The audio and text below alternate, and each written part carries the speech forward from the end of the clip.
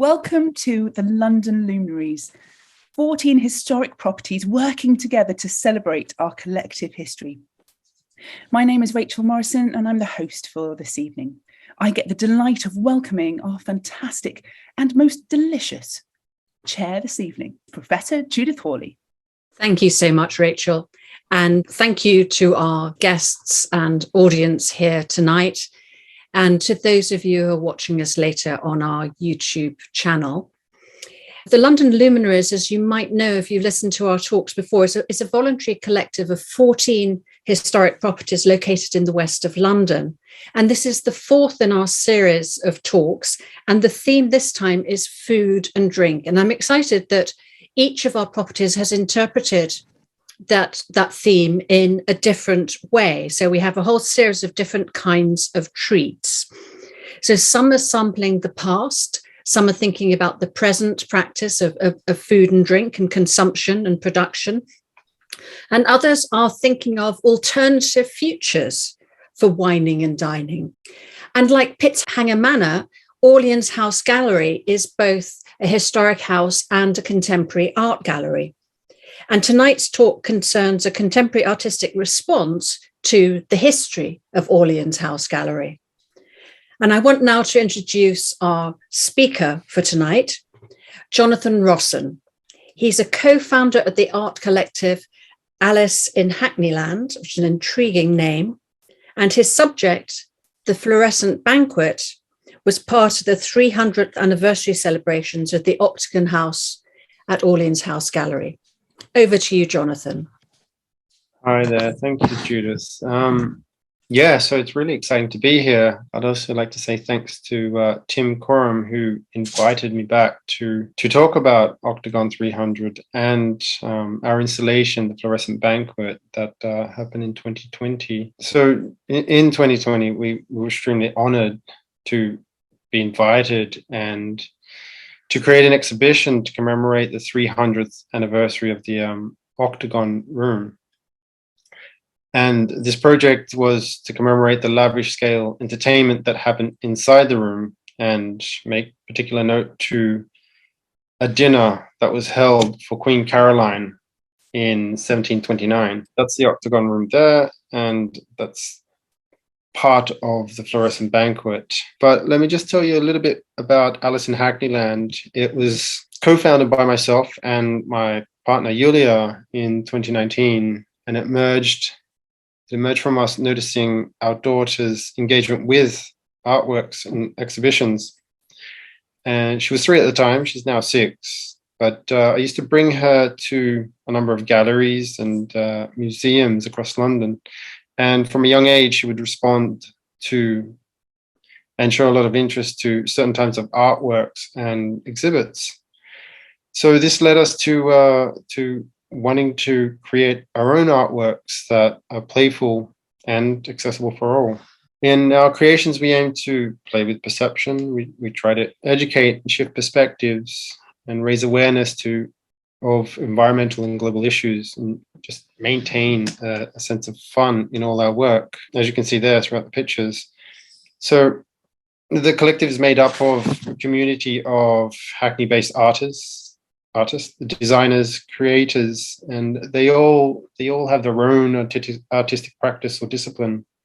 But we do get together, and when we do, we all have something to contribute, and we all have different skill sets to contribute, and this all helps to develop projects and events. So as well as fun, we also like to include that topsy-turvy surreal world of Alice in Wonderland. So, as you can see in the pictures, we just try and make it accessible to all. Octagon 300, it was an exhibition curated by myself and members of the collective. And it was a 2-part installation, and it was called Play with Baroque. And the Fluorescent Banquet paid homage to the history of the Octagon Room, and it alludes to the playful illusions of the era in 21st century contemporary context. To give you a bit of background, the Octagon Room was built in 1720 as an annex to the main Palladian-style mansion that was completed in 1710. And in sharp contrast to the sober and controlled appearances of the main house, the Octagon Room is a Baroque architectural structure that's exuberant and joyful and fit for wining and dining royalty. Secretary Johnson was the owner of Orleans House at the time and became close to the new Hanoverian dynasty and hoped to appeal to their architectural taste by constructing a distinctly Baroque extension. He commissioned the construction to a Scotsman, James Gibb, who was one of the few architects in Britain who traveled to Rome and received first-hand instruction from the prominent Baroque master, Carlo Fontana. He himself was a student of the Baroque master, Gian Lorenzo Bernini. So today, the Octagon Room remains one of the most brilliant examples of Gibb's eclectic Italian Baroque style buildings in Britain and a unique hidden gem of London. So the Baroque art movement originated in Italy as a counter-response to the religious reformations of the 16th century. 17th and early 18th century, Baroque expanded past religious divisions of the time and reached Protestant countries as far north as Britain. Baroque drama and passion captivated the hearts and souls, but its more playful side, the dynamism and exuberance, question ideas, boundaries, and perception of reality. The use of perspective quadratura and stucco in architecture and the adaptation of trompe-l'oeil techniques for painting represent some of the most vivid and captivating effects of Baroque art. On a grander scale, these illusionary techniques allowed artists to create a sense of altered reality, a reality that was greater than life itself. Sometimes this was appeared far away. Something that appeared far away was near, and flat surfaces displayed three-dimensional objects. So the church roofs, bounded by the ceilings, appeared as infinite and as heavily as the skies above. In smaller, more intimate works, trompe-l'oeil illusions emitted a sense of wonder, and at times, playful, deceiving, and playing pranks on its viewers. Trompe-l'oeil techniques were ambiguous in the 17th and 18th century British art, with fine examples including illusion paintings, still life paintings, and illusion perspective. One of our installations inspired by the grandeur and exuberance of the Octagon Room. Both quadratura and trompe-l'oeil aim to play with perspective to show three-dimensional object on a two-dimensional surface. Trompe-l'oeil means deceive the eye in French, and as a visual arts technique, it was included to achieve exactly that. So as installation here, Play with Baroque, was a three-dimensional structure called the Ames Room. And it also tricks the eyes of its viewers. But unlike Baroque art techniques, it achieves illusionary effects through the loss of perspective or forced perspective. An Ames Room is a trapezoidal room, which was first built in 1946 and named after its creator, American ophthalmologist Adelberg Ames Jr. When viewed through a carefully placed peephole, the same object or person appears to be smaller or larger, depending on its relative position in the room. The effects and the results from the loss of perspective created by the distortion of what appears to be rectangular room when viewed from a particular point. So in order to experience the installation, at least two members of the audience are required to participate at the same time, with one moving within the room and the other observing from the peephole. And as you can see there, this image on the bottom right kind of gives away that it shows the sloping floor, it shows a sloping roof, and it shows one side that's big and one side that's small. And Play with Baroque commemorates the building and the period it was created in. So that was one installation. But now moving on to the Fluorescent Banquet, which here, as you can see, it's the full-scale banquet. It includes a fireplace and 3 tables. So by 1720, when the Octagon Room was completed, Secretary Johnson, the original owner of Orleans House, he retired from his political life and pretty much devoted his life in Twickenham to gardening and entertainment. And then there was one sort of account that was recorded by his neighbors, and I'll read it for you here. It says, Secretary Johnson had a vast deal of company daily. Here is hardly a day that he has not a coach and 6 horses at his door, and sometimes 2 or 3 more. Sure, he must have a vast estate to entertain so many. So the Octagon Room was really a place for parties. So Secretary Johnson he specifically constructed this building in exuberant Baroque style to welcome, wine and dine the Hanoverian dynasty. The Octagon Room in the past has received many visits from famous people to royals, and these include George I, Queen Victoria, Louis Philippe of France, King Charles. But the most splendid of all, the reception held in honor of Queen Caroline, wife of George II, and her children in 1729. So the Fluorescent Banquet here, it's a site-specific installation, and it's assembled from upcycled and discarded materials, and it celebrates the history and the legacy of the Octagon Room and makes reference to both its glorious events and the less known instances in history. So as mentioned before, it comprises of 3 tables, and one is the celebration table, one's the feasting table, and one's more so the tea party table. And it's set out like a lavish dinner in tribute to the menu that was created in honor of Queen Caroline. And here you can see this was the actual menu that was for Queen Caroline. And it was very meat-based. Yeah, meat was usually the main course at dinner. Just to go through some of the things, like for this banquet, we have like vermicelli soup, haunch of venison, capon with oysters, pheasant, stag's tongue, chicken with peaches, quails, veal, collops in white sauce, fish, ham, pigeons, and there was a lot more. This installation also makes note to the lesser known instances in the Octagon's history, and it incorporates an eclectic mix of instantly familiar and recognizable objects among the banquet dishes. The installation is amalgamated into a large-scale sculptural tableau through the use of bright fluorescent pink. The singular pink converges the festive and the mundane and gives the sculpture its exuberant and mesmerizing presence. In the installation, it makes reference to Secretary Johnson's celebrated garden. He had a really extensive property, and in his gardens, he had different sections, and one was like a pleasure garden, one was a kitchen garden, a wilderness, a grotto, a fruit garden, and a vineyard. So in this installation, we make reference to these things, but we also make reference to the many fruits and the grapes and have grapes on the table that you can kind of see there. It's not too clearly, but I mean, without grapes, we don't have wine, and every opulent banquet of the time has a selection of wine, champagne, sherry, and port. And we also know that Secretary Johnson kept a wine cellar under the Octagon Room. So some of the things that you probably see closely when creating this installation, we had a lot of fun and just discovered things when doing some research about the different foods and the different things. And it's kind of like surfing the internet. It brought us to several tangents and just kept going and going in different directions. And like, for example, in this picture, this was the feasting table, and as you can see there, it's got the pig's head, the fish,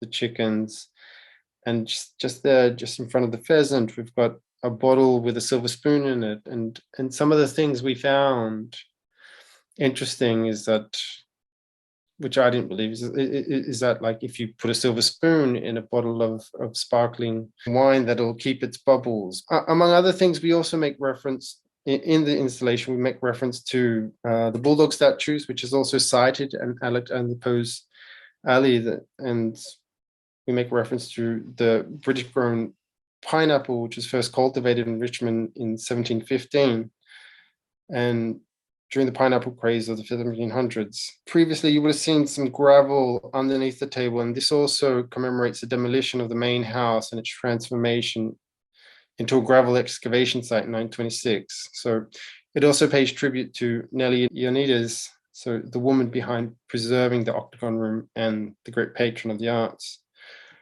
So as we move on, some of the things that we found super interesting was the pineapple craze. And like for me, coming from Australia, it's like we never knew about the pineapple craze over here. And with pineapples introduced to Britain in the 15th century, it's was instantly became a status symbol in the 16th and 17th centuries. It was a symbol because of its opulence and its wealth, and people would host parties with the pineapple as a centerpiece of the dinner parties. Even though it was so prized for its juicy sweetness, pineapples were not always eaten, and they were admired and occasionally held and carried around like an accessory during a party or a banquet. Pineapples, yeah, that was super expensive and not everyone could afford it. And they weren't also, they were not suitable for cultivation in the British climate and had to be transported from faraway places. But the other option is if you can't afford a pineapple, you could also hire one. And what we also found out is that pineapples were hired out and paraded around and for an evening, and then returned and hired out again the following evening until they eventually rotted. So people tried to cultivate the pineapples for over 200 years, and there were a lot of failed attempts, but because pineapples need heat all year round.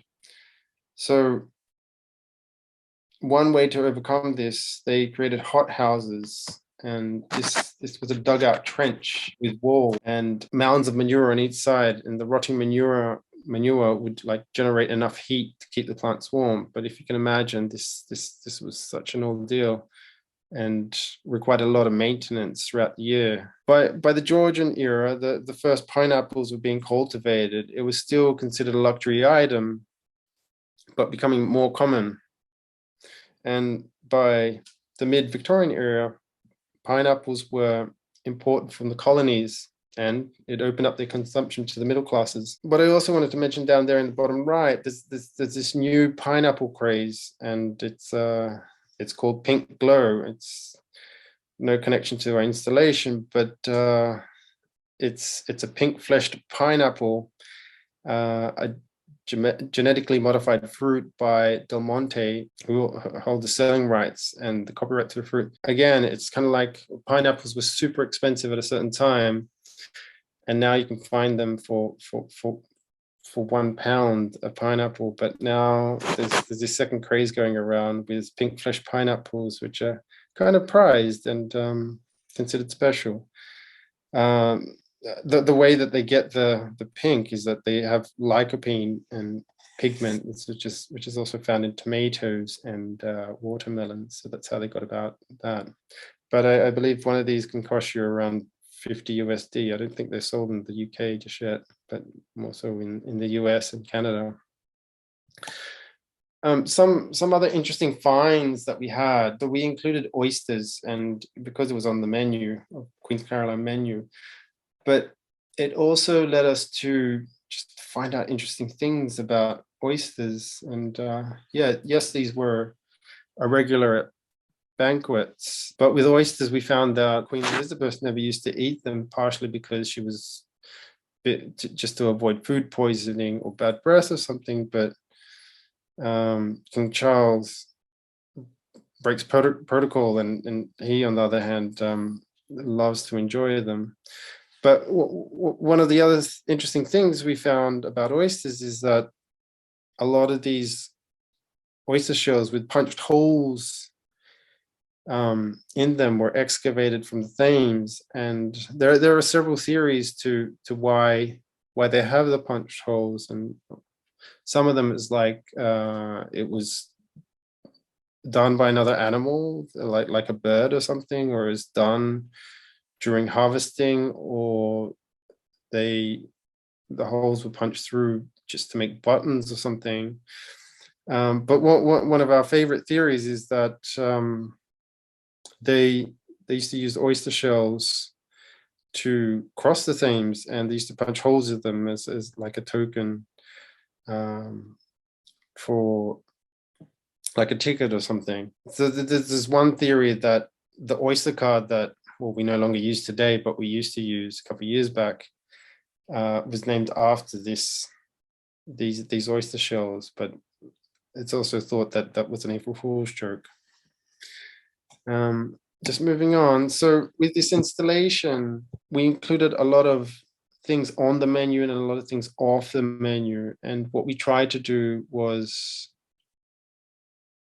for viewers to create a narrative between some of the and a deceptive interplay between some of the small detailed items and the whole. So everyone was able to create their own stories around certain objects and things in the installation.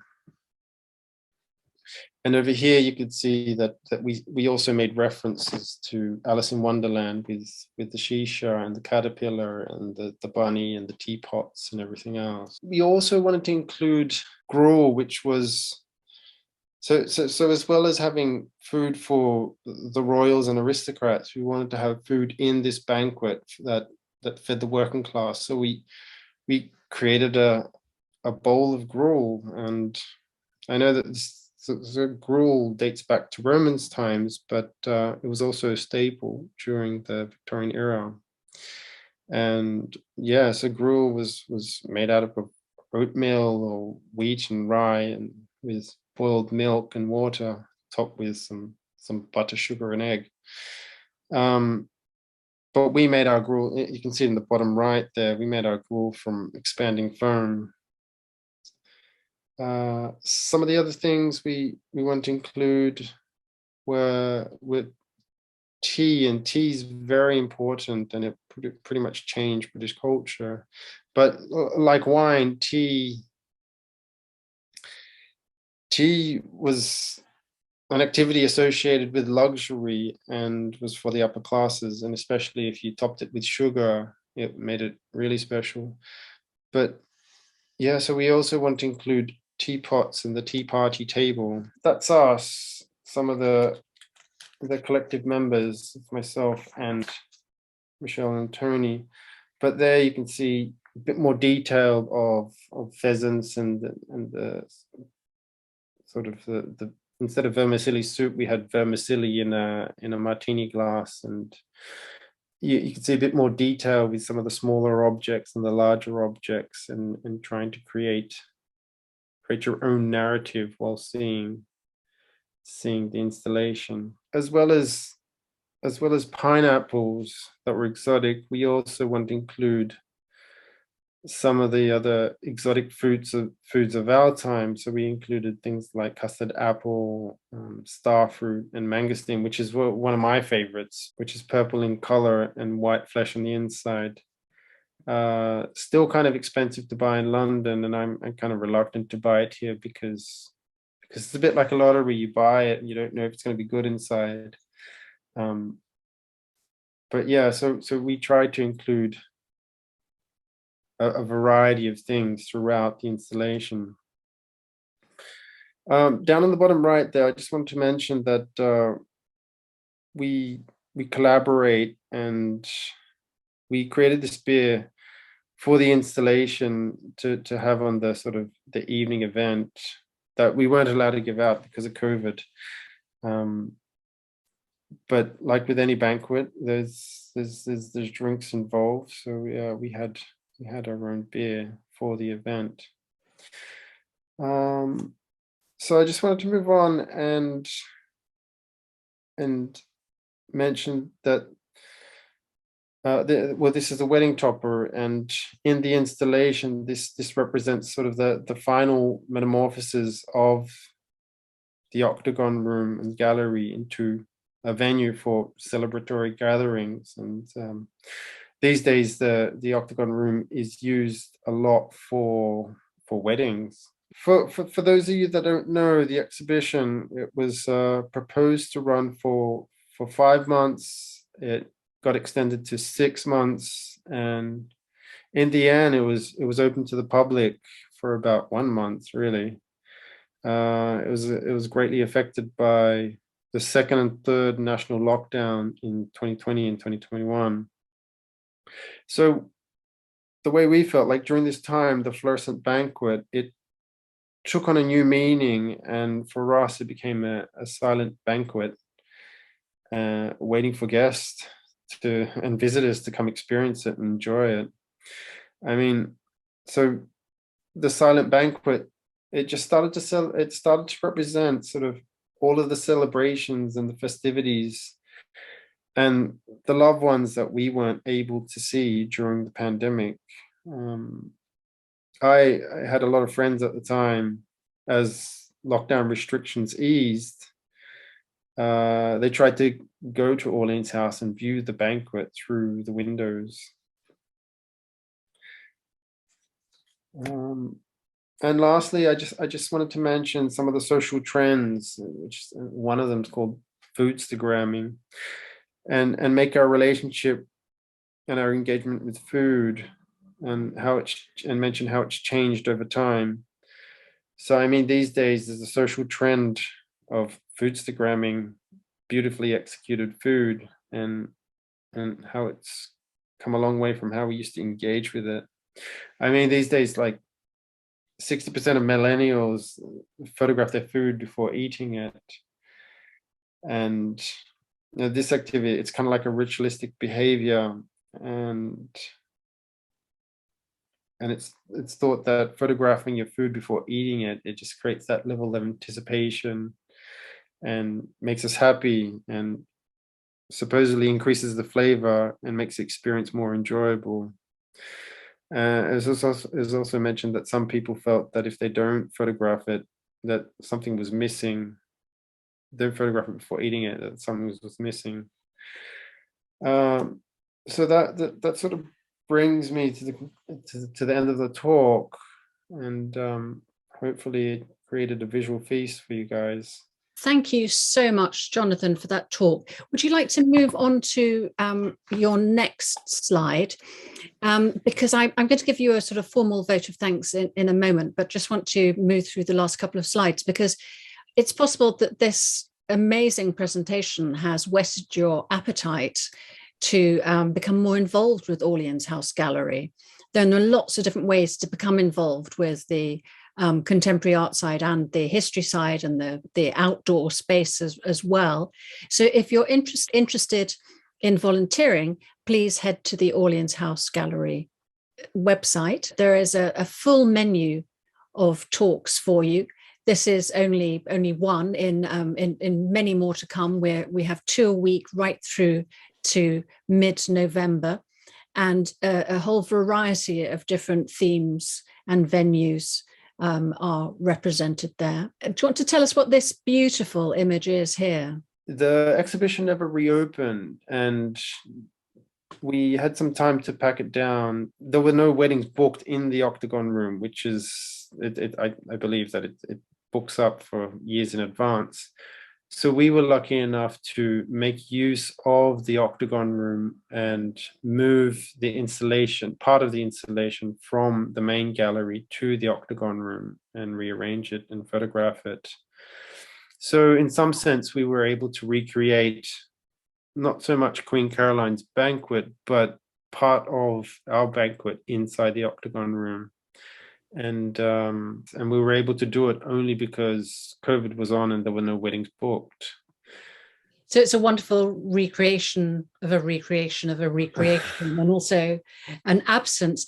Now, if the audience here want to know more about what the experience of visiting this amazing exhibition would have been like, there is a beautiful video that you and your partner have created about it, which gives you moving images of what it'd be like to visit the space.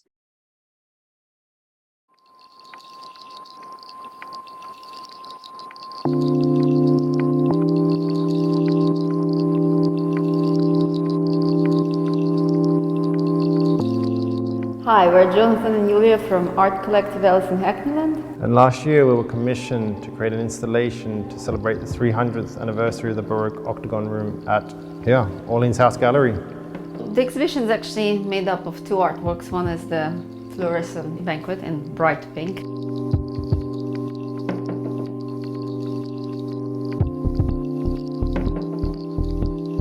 And another one is the Play with Baroque, which is an Ames room. And an Ames room is a trapezoidal room that plays with perspective. We've also curated a selection of artworks from the Borough of Richmond art collection in the mezzanine upstairs.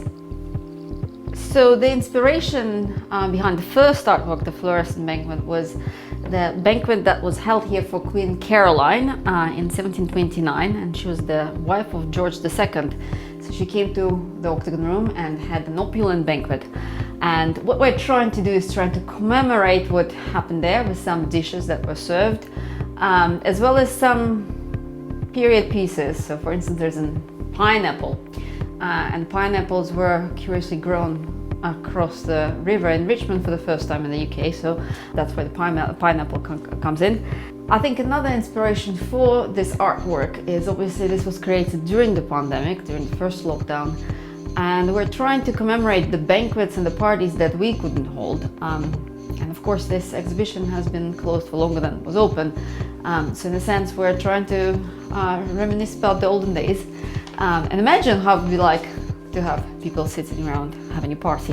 Another inspiration for the Fluorescent Banquet was the Baroque art, specifically still lifes, very realistic paintings of fruits, vegetables, pig heads, fish, and etc. etc. And that's what we're trying to do, but in fluoro pink, to make it a bit more modern, contemporary feel. So as we mentioned before, Play with Baroque is an Ames room, and an Ames room is constructed in a shape of irregular trapezoid. And what that does, when viewed from a peephole, it reverses, deconstructs the perspective, so you have a perception of growing big and small when you walk through the room. Now this also was inspired by an art technique that was very widely used during the Baroque period, which is perspective. So we're trying to be inspired by the period, and that's where the Ames room came from. So another inspiration for the selection of artworks was a personal one, and Nelly Ioannidis was a big dog lover, and we have a dog of our own, a little Yorkshire Terrier, so we picked quite a few photographs where she's depicted with her dogs.